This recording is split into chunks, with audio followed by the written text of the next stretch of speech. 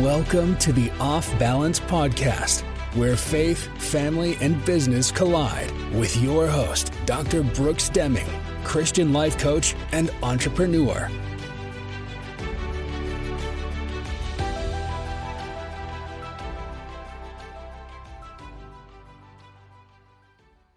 Welcome back to Off Balance. I'm your host, Dr. Brooks. Many people admire the idea of fostering, but feel unprepared, overwhelmed, or unsure of what it's truly like day to day. If you have ever considered fostering, this episode is for you. Today's guest is Khristina, a medical professional with a deep passion for encouraging and caring for people. Her heart is for service. It extends beyond her patients into her personal life, where she has stepped into the powerful and transformative role of fostering children.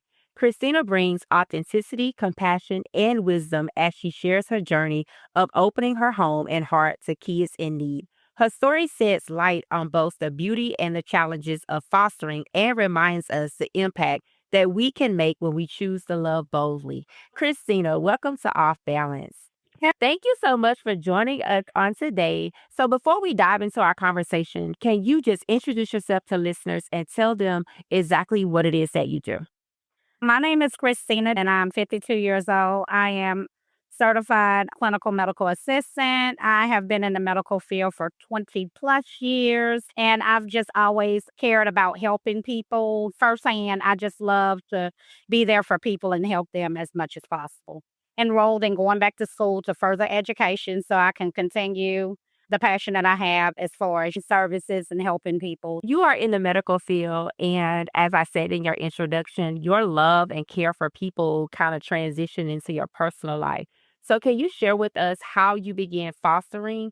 First, let me just start off. When I was in high school, I really didn't realize that I had a passion and nursing was what I wanted to do and help people. But I will never forget that we had an elderly neighbor. And one day I come home from school and she was in the door asking for help. I went in, really didn't know exactly what I was doing, but I knew that I had to help her.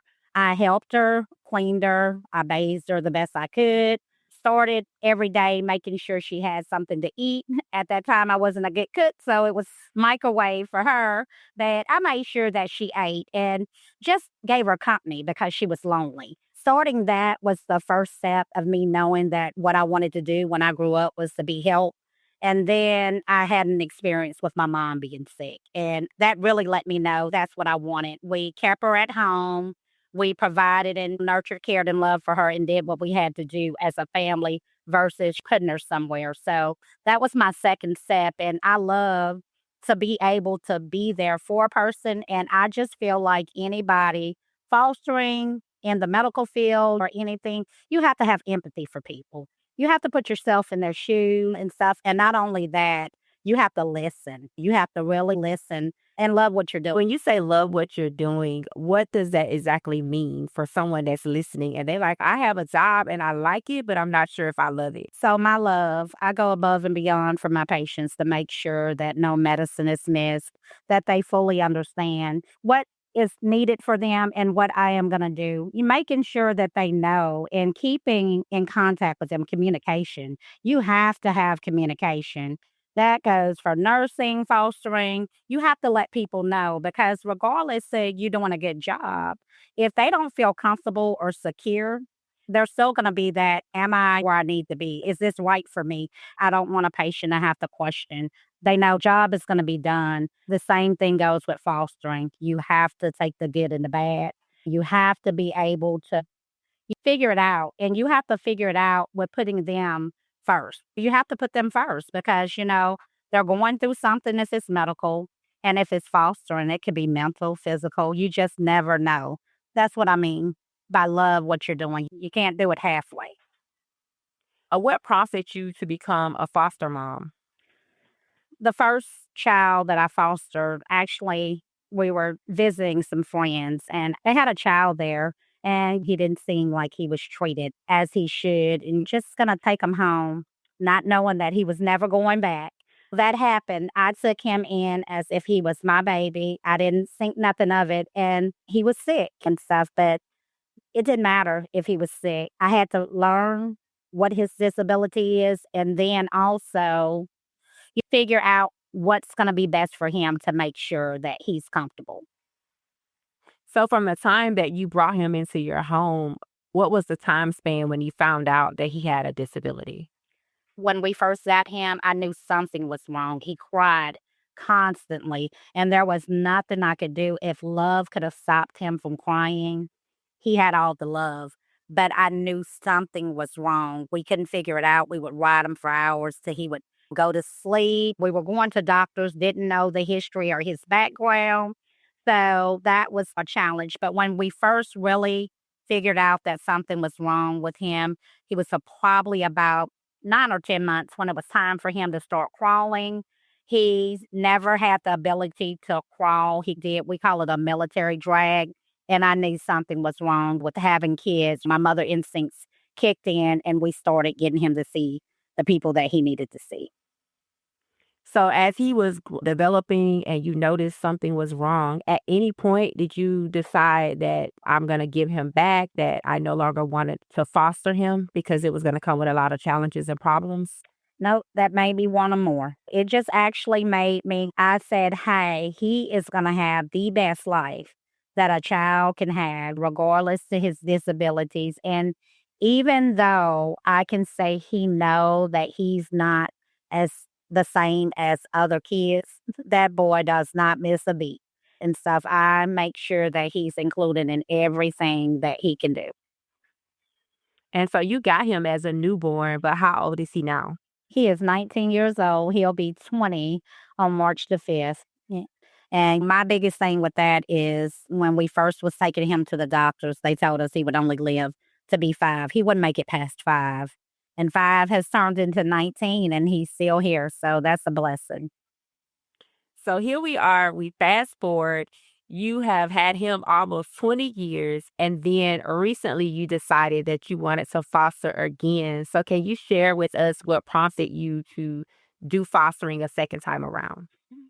Just the love for it. Same thing. The first started off with just one. I got this baby when he was a newborn as well and didn't know if I was keeping him, didn't know, but I did know that I was going to take care of him and give him the love that he needed and just be there for him. And we started off with, hey, he's just staying with me for a little bit. He's still here, and I consider everyone that I foster my child. And so I went through having him probably till he was about 3, and then I did it again. So, I did it again. I got his brother that was 5 years old. Oh, yeah. So now here we are, we have 3 foster children. So what challenges have you faced when it comes to fostering? So, first of all, it's not as easy as people say it is, and so that's when I say that you have to really love what you're doing because going through the challenges that I have been through, if my heart just wasn't in it and I didn't love them, it will make you give up. I have been through just not being told the truth, and that being, like, through the courts with the youth centers and different things. They made it seem so easy. Here, this is a bad situation and you are a great thing and you are just gonna get these kids and stuff. And so it is a high and a low because when kids are used to stability and then there's a chance that you can place them back in the badness that they were in and stuff, it affects me and it affects them as well. Making sure that you really understand that when you're fostering and when you're fostering to keep, it's a total different story, and I'm fostering to keep. Let's unpack that. So what do you mean by fostering to keep?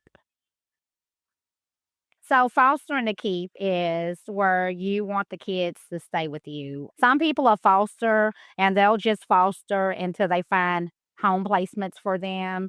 I started off with fostering to keep. And with fostering to keep, you have many different branches to it. So I have had DHR come into my house, making sure bills are paid, you're got a constant job, doing drug tests, just doing pop-ups whenever they want to see if they can catch you doing anything bad, even though you are the best thing for them. Visitations that for the kids to just actually see if the kids are better off with you versus going back to their mom or father or whoever the family member is. A lot of courts, you go into different courts and they have these ISP meetings. Just figure out exactly where you are or had the parent did classes or different things.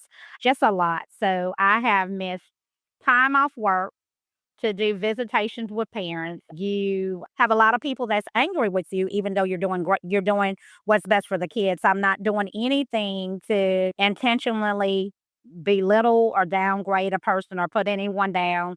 I just want the best for the kids as if they're my own. So it's a lot of different meetings, different courts, just different things from the school system. You have to make sure they're doing great, they're excelling in school. You have people checking to see if they're going to school. And it's almost like the person who is the one that's doing the right thing for the kids is the one that's up under the most fire, if I can say that.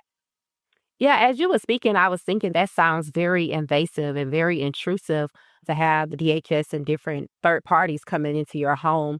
So, how are you able to handle that mentally? Through God. So just staying prayed up, staying focused, reminding myself every time this is for the kids and stuff. It's so deep up in your business. They're in your bills, they're in your bank account and stuff. They're trying to lurk on Facebook pages, social media and stuff. And even though I'm not like a spotlight person or putting all my stuff on Facebook and everything, you have to be careful who you are attached to when you are fostering. If someone is listening and they're not familiar, can you walk us through the process of becoming a foster parent? Sure. So there's two different ways. You could go through DHR or fostering family for families. There is like an 8-hour class that teaches you things that you have to have. You have to have a stable job. You have to have no records. You have to have do no drugs. You can't have anybody on drugs or anything in your house. Your house has to be safe. You have to have the proper appliances and different things. And depending on how many kids, you have to be able to show that you can take care and provide for them. Now, in some circumstances, they will help with like assistance with clothing and different things of that nature. And that would be like if you're fostering for them just to find home placement. Versus when you are fostering the keep, everything is coming out of your pocket. You are doing everything on your own because you can't take assistance from them for fostering a keep and then decide that, hey, I still need assistance from you guys because that doesn't look good. That makes sense. So, you are fostering to keep. So, has that impacted your family financially? It has. So let's talk about finances. I have so far right now to this day, this has been like a 5.5, 6 year process. I have spent over $35,000 in attorney fees. My attorney, she charges $200 an hour. I feel, hey, they're worth it. Not only that, it's a lot of missed time from work, with courts being all day, being rescheduled. This has been going on for 5.5 years. I have been to a lot of court cases that have been rescheduled. And every time you reschedule, when I think that I'm through paying an attorney, I have to continue. It's continued, constant. First, it was COVID. I could understand that, but now it's just been one thing behind another. It's a fight for your life.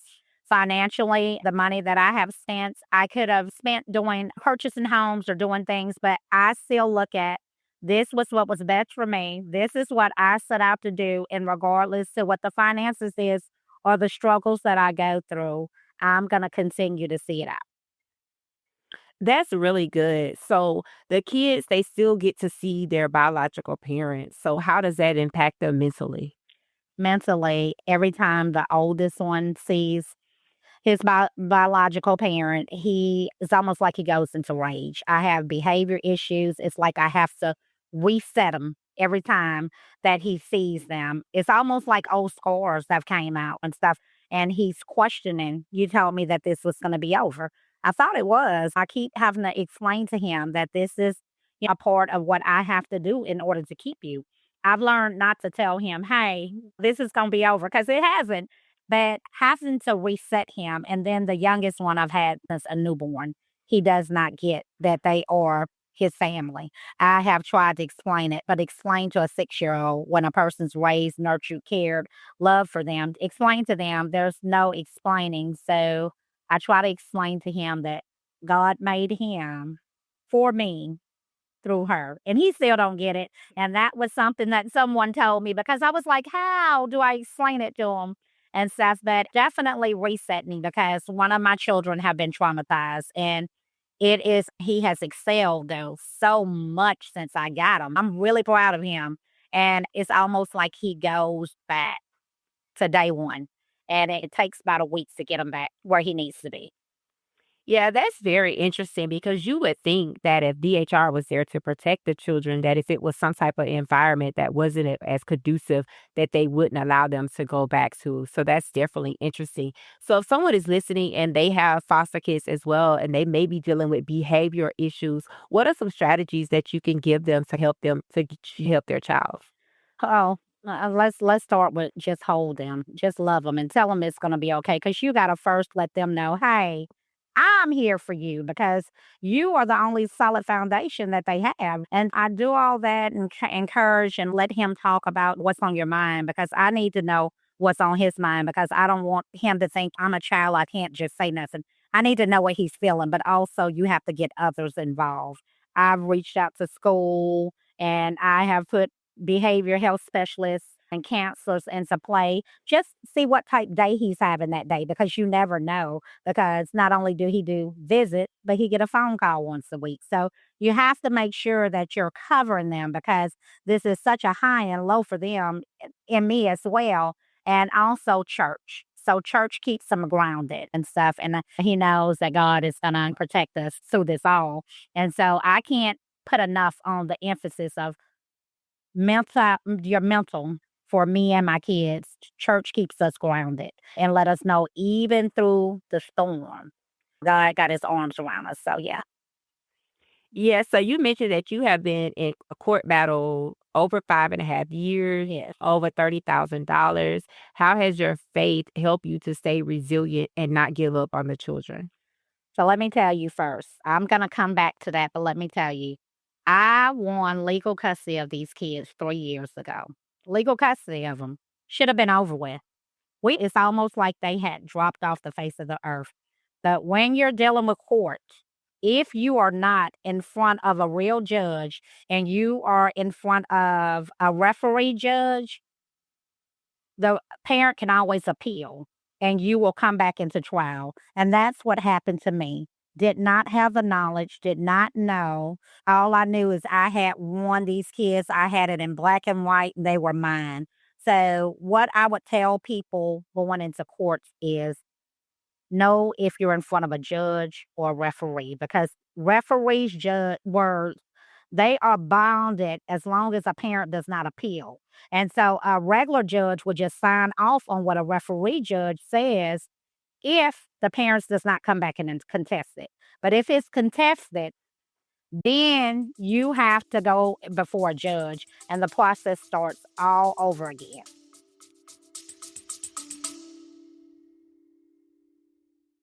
Are you tired of pushing forward but still feeling stuck?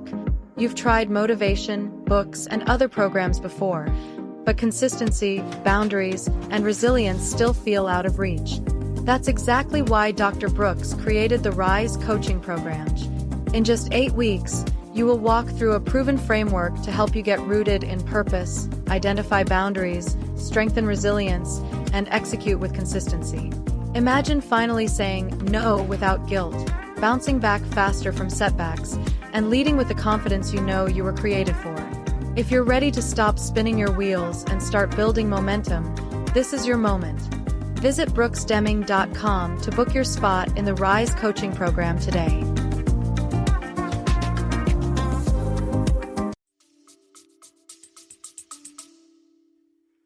So in your state, what's the time frame that they can file an appeal?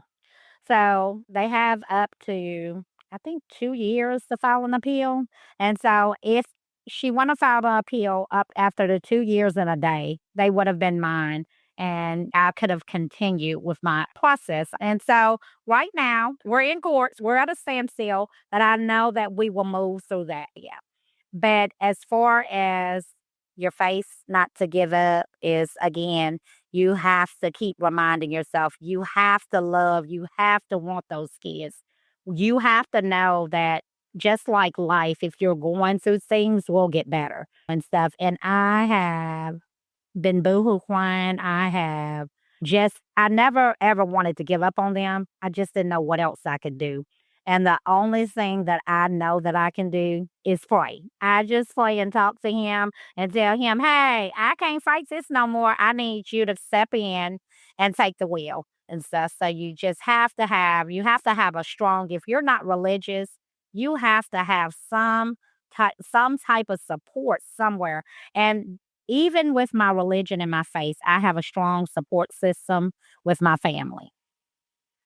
So, if there's someone's listening, what's one misconception that most people have about fostering kids? They feel like you can just get them and they're going to be yours. It is not as easy as you think. It's good to listen to what the people say, but my thing that I would tell a person is you need to make sure that you're writing down everything, everybody that's telling you, from DHR to any CASAs to any judges. You need to make sure that you know who said what, because I just listen to the courts. I listened to the DHR and I listened to how easy it was supposed to be. And I just thought I didn't have to do anything. And maybe a year and a half into it, I said, hey, I'm going to need an attorney. It's not just happening like they said it is. If you can go back to before all of this started, what would you tell yourself in that moment that can prepare yourself to the journey that you're now on? If I could go back, I would just probably say that I would have been more cautious about what the people were telling me. I would have probably seek counsel sooner. Definitely seek some advice, seek counsel from someone outside of the party sooner. Sometimes as a mom, you feel like you can love a child away from all the stuff that they've been through. I probably would have seek counsel for him sooner, and stuff. But yeah. As you are just looking over everything and you are almost hopefully towards the end of your journey, what do you hope to see once this is done and you can officially adopt the children? I just hope to see my boys continuing to thrive in life, continuing to excel and become great, productive young men. That's all I want for them. I want nothing but the best for them. They are happy. I just want them to continue to thrive. You've been going through this for a long time, so that speaks resilience because you have not given up. So, looking back over your journey, what do you think is that thing that carried you through that season? Nothing but God and stuff. And I can't drill that enough. Even with the family support that I had, until I got myself just embedded in the Lord and God's word for me, because I could put a fake smile on that everything was okay.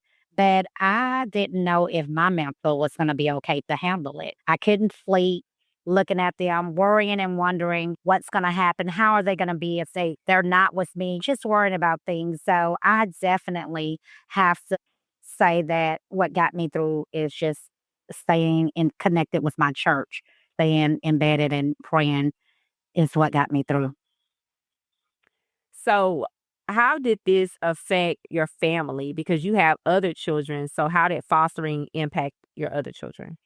So with the first one, my boys were just like good. They were okay. They were younger when I first got the first one. So when I got the baby who is 6 now, my oldest son thought that, okay, you're lonely and stuff. He was like talking to me and asking me, you didn't give me a chance to have a baby and things. But he was telling me I was lonely. And I told him, no, this is just what I want to do. So when I got after I got the brother, my son told me I was crazy. Now, and stuff, but I laughed, but now he's okay with him. But I thought it was going to be rough with that oldest one for a minute. And my baby, he welcomed them. But my oldest son thought that I just was really lonely and needed some help. And just to give listeners an idea of the age difference, can you just give us a rundown of all of the boys? Sure. My oldest, he is 28, gonna be 29 on the 21st. My baby is 24 years old. I have a 19-year-old, which is my first foster. I have an 11-year-old, which is my third foster, and I have a 6-year-old, and I'm 52. Listen, so starting over as what has that revealed about you as a person? I feel like that has revealed that I can do anything that I put my mind to. With age, when I had that baby, I didn't know what he was hollering and I was crying to it. Sometimes I didn't know what I would call it, but I figured it out and I mastered being an older mom and it made me proud of myself. It actually pushed me to do more things that I just had bottled up and just didn't want to do. But also having these kids have grounded me. I can understand that. So I had my first child in my 20s. I don't have any other children, but I have grandchildren. And what I notice is I'm different with my grandchildren. And I think it's because I have more wisdom. Yep. And I think it's because I have more life experience. Yeah. So has that been something that you noticed as you were parenting the second time around? Yes. Now, it definitely did. I don't think that I was where I needed to be as a mother with my older 2, but once you go on in life, there's things that you know that you need a house, you know that you need a life insurance policy for you and your kids, you know that you need 401k plans. It's just more things that you need, and it's things that I didn't have or was not working toward then being 22 and 27 having kids versus when I got these kids. Yeah, so many of the listeners, they struggle with parenting. Some may be overwhelmed. Some may feel like they don't have enough time. So what advice would you give them that can help them today? My thing is don't try to do it all. You got to have time for yourself. So let me start with not trying to do it all. You can't do so much trying to do everything that it's just you're excited. You have to pace yourself. I sit back and I just try to analyze what I'm doing. For instance, today I came home. One of my babies has already did his homework. The youngest one, he gets about 8 pages of homework to do for the week. I said, "Hey, we're not doing homework today. We're going to relax. These words look like there's something that I won't have problems with teaching you, and the math we're going to do later." On top of that, you always got to have some me time for you. I don't care if that's riding to the stop sign, sitting in your car, no kids. I don't have no kids right now because I told them if they walk past me, we're going to have some problems. And I hadn't heard a peep out of them. So you have to make sure that you give yourself some time. I don't care if it's getting your nails done, doing whatever. You're going to be a mom. Your job being a parent is 24/7. So it's nothing your kids don't see. Your kids don't see wronging. We fault ourselves. We're our biggest critic. You can just tell your child that they're smarter. Ask them how their day was. And if this child has homework, let's do this child's work, whichever one is struggling. You have to just figure out which one needs you most and give that one the time that he needs. And you need to woosah you. And then give the other child the help. You got to make sure that all of them get the same equal love. That's really good. For a mom that's listening and I hear what you're saying, Christina, but it's just something about it when I take time for myself, I feel so bad and I feel guilty. What kind of advice can you give her to be able to be comfortable with taking time for herself? So first, let me tell you, you're going to love it when you do. So let me just tell you this. I used to put myself last in everything, making sure that my kids had clothes, shoes, toys. They got to go places, trying to budget money and things. But then I start learning that you can do things like parks, walks, hanging out with them playing ball, and you're still keeping money for yourself. And my biggest thing is like doing my nails. So I go to the nail shop on my own, but I feel like if you can be a parent and raise kids, and a lot of us are doing it on our own as single mothers, and even if you're in a two-parent home, you still deserve to treat you. And you shouldn't feel bad about what you're doing because you are hanging in with your kids regardless. So I just feel like you should do something for yourself. That is really good advice. And so you have shared a lot with us about fostering. But one thing that we haven't touched on, and I want to touch on it for a moment.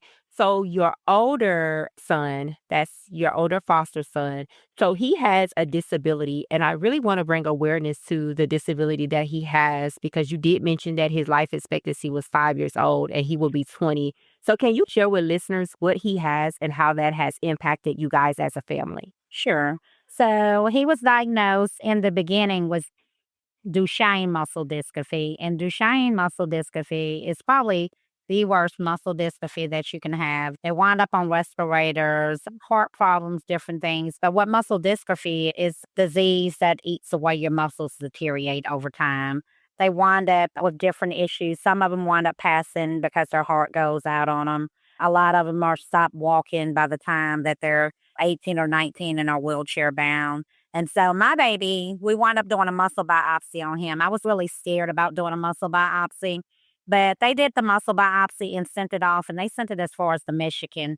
And I finally found out when he was maybe about 13 or 14 that he did not have Duchenne. He had Becker's. Then muscle dystrophy is bad regardless, but that was a weight lifted off of me.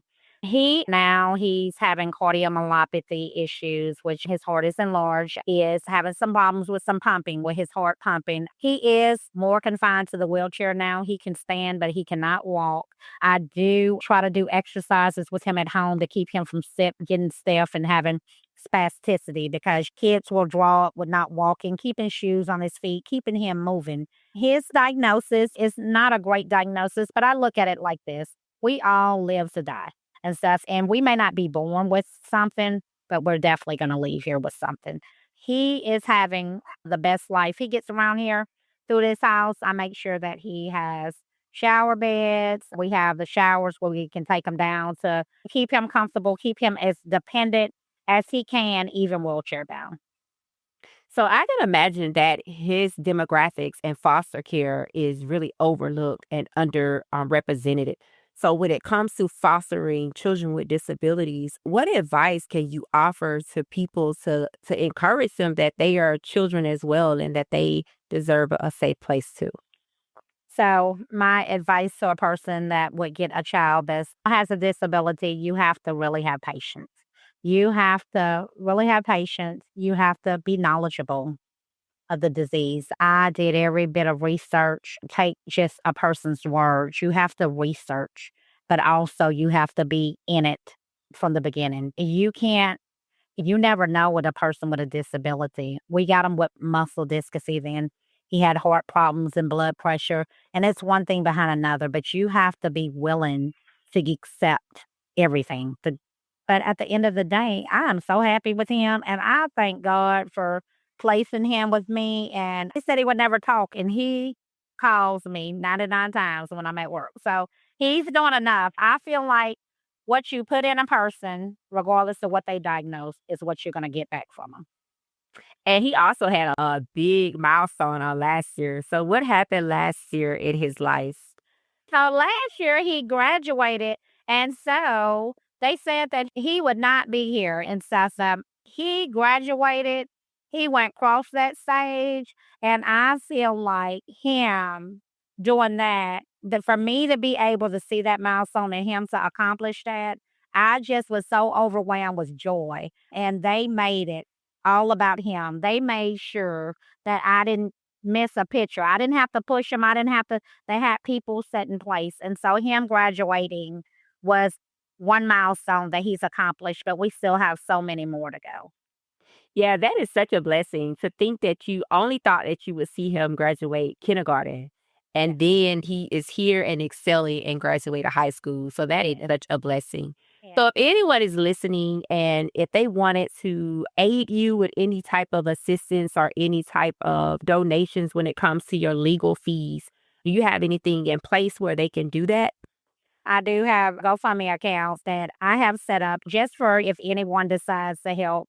My legal fees are constant, but I still continue to figure it out and get it paid. And if anyone is willing to help, I appreciate it. If not, I appreciate. Continue to pray for me. But yes, I do have a GoFundMe and that is out for me and the boys. Okay, so what I'll do is I'll make sure that I have that information in the show notes of this episode. So that if anybody's listening and you would like to contribute to that fund to help with the legal fees so that the kids' adoption can go forth, that will greatly be appreciated. So as we wrap up, because you have shared so much about fostering, you shared so much about parenting, and just making sure you take care of your own mental health. So as you wrap up, what's one message or a piece of advice that you want to leave with listeners who may be navigating their own fostering journey right now? Don't give up. I feel like you can do it. If you're leaning toward that, you can do it. If you ever need to talk to me, you can also share my email, my contact information. I'm with them. If there's any way that I can assist you through your journey, I would be more than happy to help you. But everybody needs somebody. And there are so many kids out here that need stability. And if you are able to bless one and your heart is in it, do it.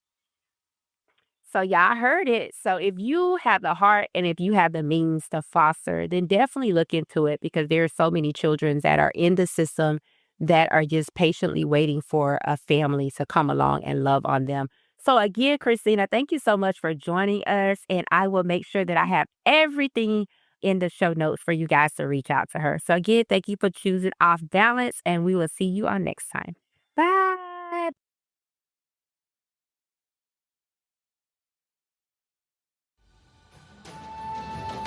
Thanks for listening. Please rate this episode and share it with your family and friends. To learn more about your host or to book a coaching session, visit www.brooksdeming.com. Until next time, rise.